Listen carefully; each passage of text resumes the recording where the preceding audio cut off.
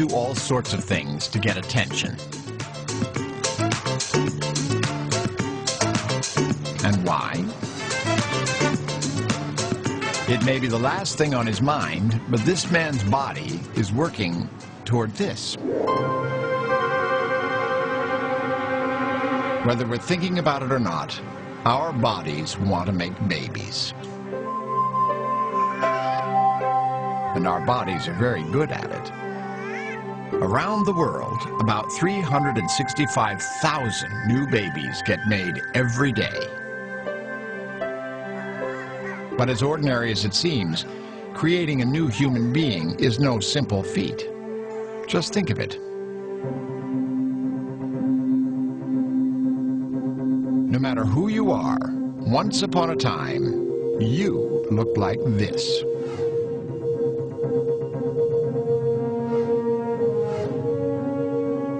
From a single cell, you built a body that has 100 trillion cells.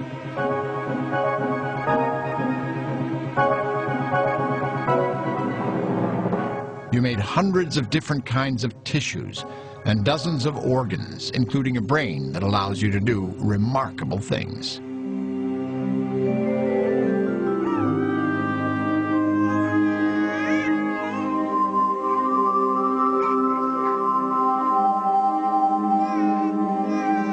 How did you do it?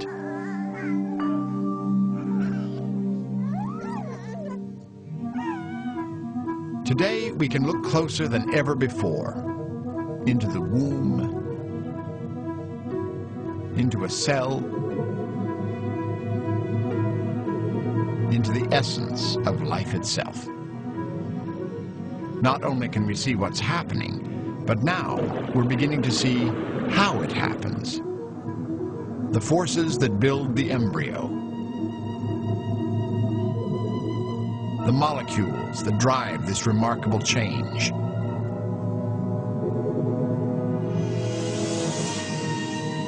We're uncovering the most intimate details of how life is created.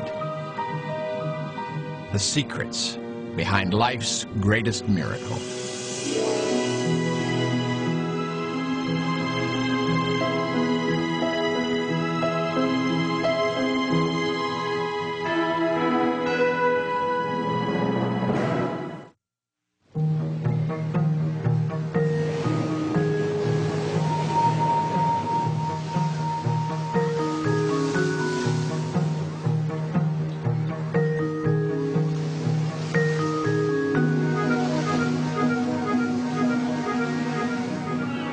You might think all the people on this beach are just working on their suntans.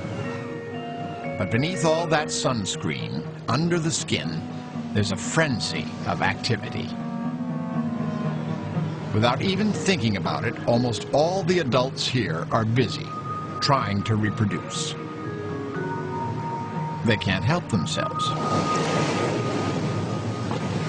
The urge to procreate is a fundamental part of life. Not just for us, but for all life.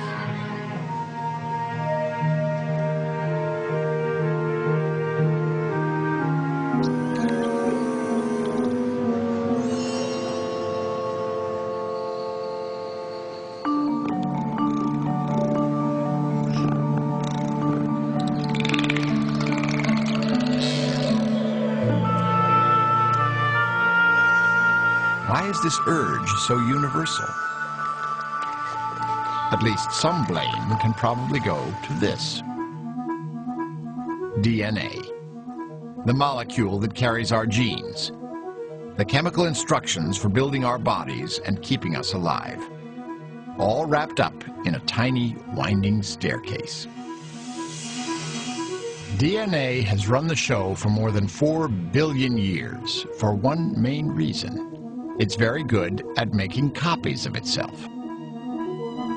The copies can get passed to a new generation in a couple of ways. If you're a bacterium, you might be into cloning, making exact replicas of yourself. All your descendants have the same DNA, and except for an occasional mutant, are just like you. It's simple, it works, And genetically, it's extremely boring. It can also be dangerous. If humans were all clones, everyone would have the exact same immune system, and one successful parasite could wipe us all out. Fortunately, there's sex, the method of choice for 99.9% of the organisms on Earth, more complex than bacteria.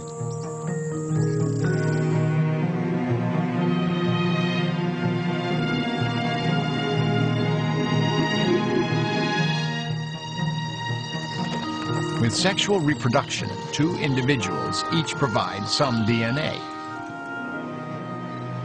Most animals put it into sperm or eggs.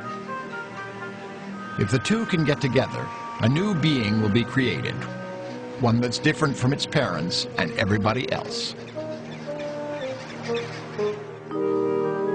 Where there's sex, there's variety. And when it comes to survival of the fittest, variety has a definite advantage.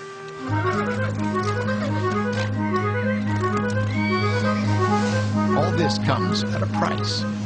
Sexual reproduction may be popular, but it's also quite tricky. To get an idea of how tricky, just take a peek inside a man's testicle.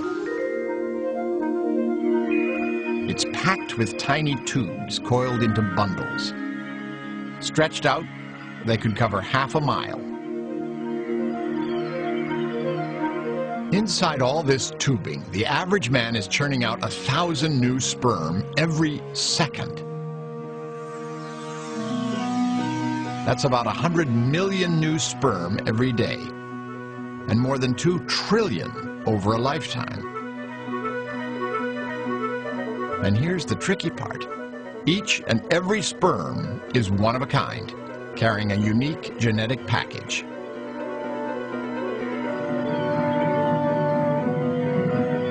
How is this possible? How can one person produce so many different combinations of genes? The answer lies in the very special way we make sperm and eggs, a process called meiosis. In almost every cell of your body, you have 30,000 or more different genes, spread out on very long strands of DNA, called chromosomes. Most cells have 2 versions of every gene on a total of 46 chromosomes. Exactly half of those, 23, came from your mom, and 23 came from your dad. They come in pairs, where the partners are very similar but not quite the same. The only time they get together is during meiosis. Here's how it works inside a testicle that's making sperm. First, each chromosome makes an exact copy of itself, keeping it attached at one point. They condense, creating an X shape.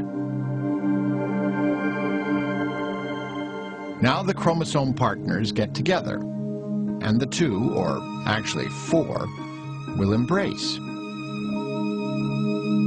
They cling so closely, big chunks carrying whole bunches of genes get exchanged between the partners.